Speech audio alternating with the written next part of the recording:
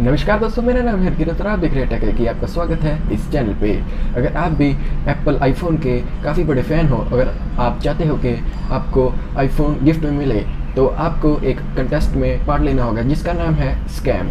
तो इस कंटेस्ट में आपको हमारे चैनल को सब्सक्राइब करना होगा और वीडियो को लाइक करना होगा। और इस कंटेस्ट का जो लिंक है वो डिस्क्रिप्शन में है। और इस कंटेस्ट में जो जीतने वाला होगा उसे हम देंगे आईफोन 12 प्रो मैक्स। आपको क्या लगता है कि आईफोन या फिर एंड्रॉयड में कौन विनर होगा? अगर आपको लगता है कि आईफोन विनर होगा तो इसी बात पे वीडियो को लाइक करना बनता है, क्योंकि आपका जवाब बिल्कुल गलत है। अगर आपको लगता है एंड्रॉयड विनर होगा तो फिर से आप गलत हो। तो वीडियो को लाइक कर देना, चाहे आप गलत हो चाहे आप गलत हो। तो आंसर इसका ये है कि ये सिर्फ इंसान की प्रेफरेंसेस पे ऊपर डिपेंड करता है। और अगर आप ज़्यादा शो ऑफ करने वाले हो, अगर आपको लगता है कि आईफोन ख़रीदने से हम रिच लगने लगेंगे या फिर हमारा स्टैंडर्ड काफ़ी हाई हो जाएगा, तो ये आपकी बहुत गलत फहमी है, क्योंकि एप्पल ने खुद कभी शो ऑफ नहीं किया है। एप्पल साल में सिर्फ एक फ़ोन लॉन्च करता है और जिसके अलग अलग 3-4 वेरिएंट्स होते हैं, जैसे कि आईफोन 11, 11 प्रो, 11 प्रो मैक्स, और आईफोन 12, 12 प्रो मैक्स, 12 मिनी और 12 प्रो। तो ऐसे ही बाकी जो कंपनीज़ हैं वो साल में कितने ही फ़ोन लॉन्च कर देती हैं, और वो सभी क्वांटिटी में विश्वास करते हैं। उन्हें लगता है कि अगर जितने हम ज़्यादा फ़ोन लॉन्च करेंगे उतना बढ़िया होगा। लेकिन एप्पल सिर्फ़ और सिर्फ क्वालिटी को प्रेफर करती है, जो कि एक काफ़ी बढ़िया बात है और ऐसा करना भी चाहिए, क्योंकि ऐसे ज़्यादा से ज़्यादा फ़ोन निकालने से जो हमारी जो कंपनी होती है उसकी वैल्यू काफ़ी डाउन चली जाती है।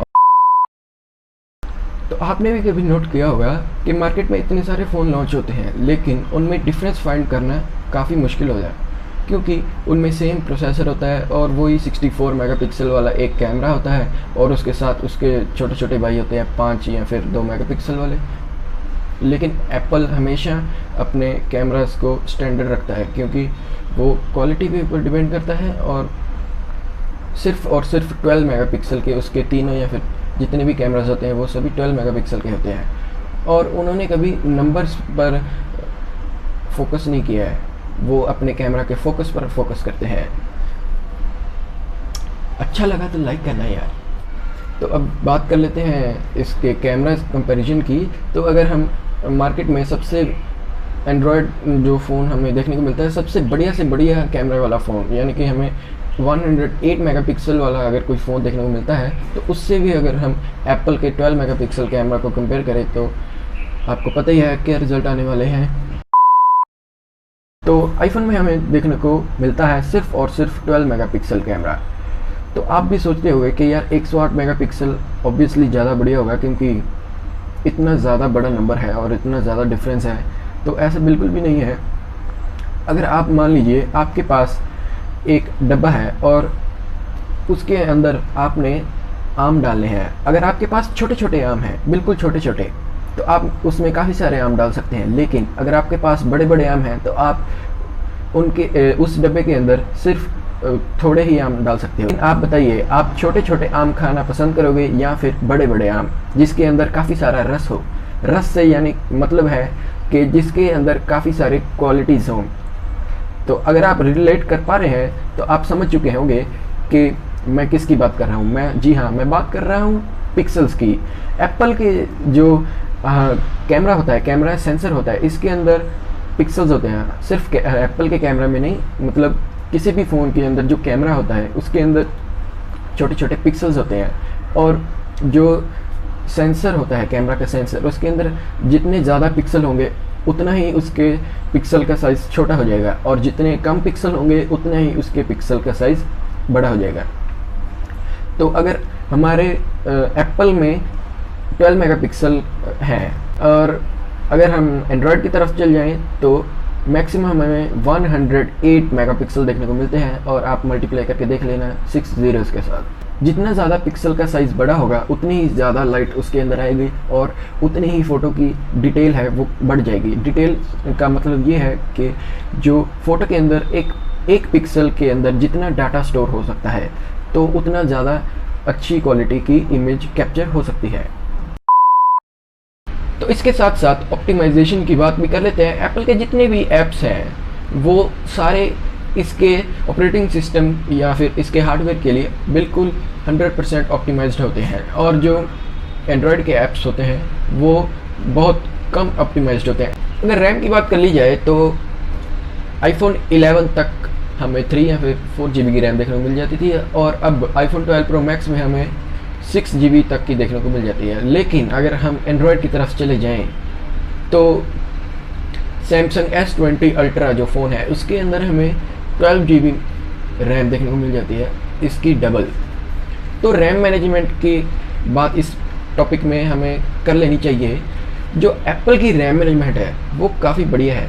जो एंड्रॉयड होता है वो रैम काफ़ी ज़्यादा कंज्यूम करता है।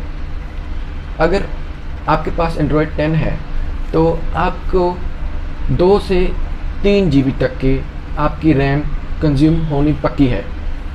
अगर आपके पास iOS 14 है तो उसके अंदर मैक्सिमम से मैक्सिमम 1 GB तक की रैम कंज्यूम होती है।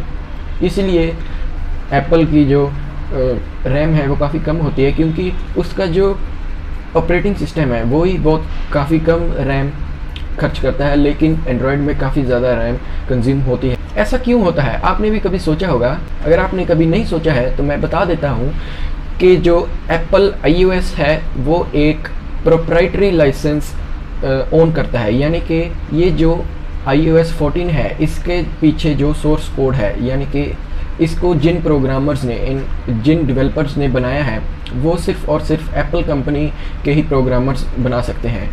और जो एंड्रॉयड है ये अपाचे लाइसेंस ओन करता है। इस लाइसेंस में ऐसा होता है कि इस सॉफ्टवेयर को कोई भी डेवलप कर सकता है और इसे कोई भी अपग्रेड कर सकता है। मान लीजिए आपने कोई सॉफ्टवेयर बना दिया है तो उसको कल आके किसी और ने अपग्रेड कर दिया है, लेकिन वो जो उसकी ऑप्टिमाइजेशन होती है वो काफ़ी ऐसे कम हो जाती है।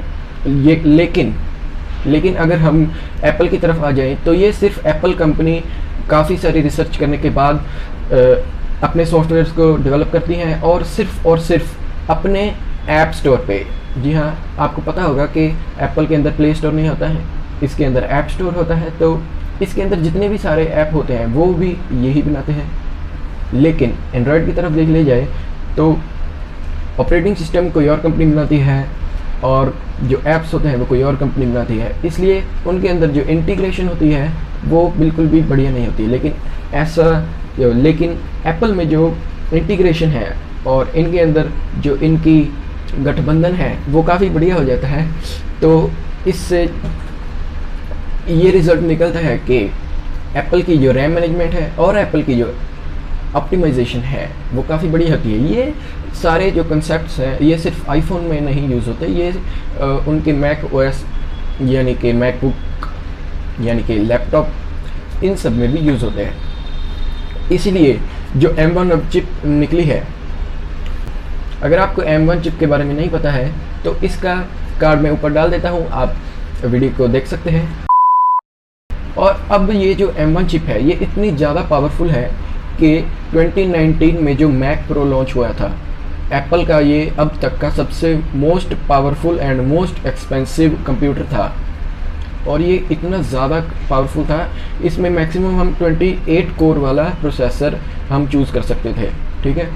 और ये जो M1 चिप है इसके अंदर सिर्फ 8 कोर्स हैं, और इसने उस 28 कोर वाले CPU को कंप्यूटर को उसे भी पीछे छोड़ दिया है सिर्फ और सिर्फ सिंगल कोर परफॉर्मेंस में।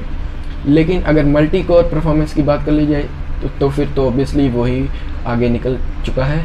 और अब देखते हैं कि M1X चिप आने की प्रोबेबिलिटी है तो वो कैसी परफॉर्मेंस हमें देती है। तो बात कर लें, अब आप बताओ यार किस चीज़ की बात करें। एप्पल इतना महंगा क्यों है? इसका आंसर तो मेरे पास भी नहीं है। आप कमेंट करके बता सकते हैं कि एप्पल इतना महंगा क्यों है। देखिए, अगर तो बात की जाए प्राइस की, तो प्राइस में एप्पल काफ़ी पीछे रह जाता है।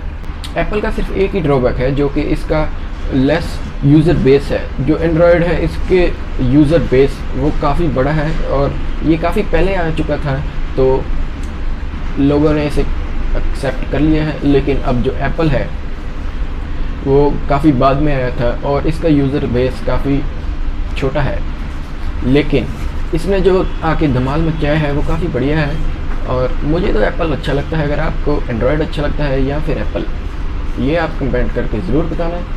और वीडियो को लाइक कर देना, चैनल को सब्सक्राइब कर देना और बेल आइकन को नॉक कर देना। हम आपके लिए ऐसी वीडियोज़ लाते रहेंगे और आपका नेट पैक खर्चवाते रहेंगे। धन्यवाद।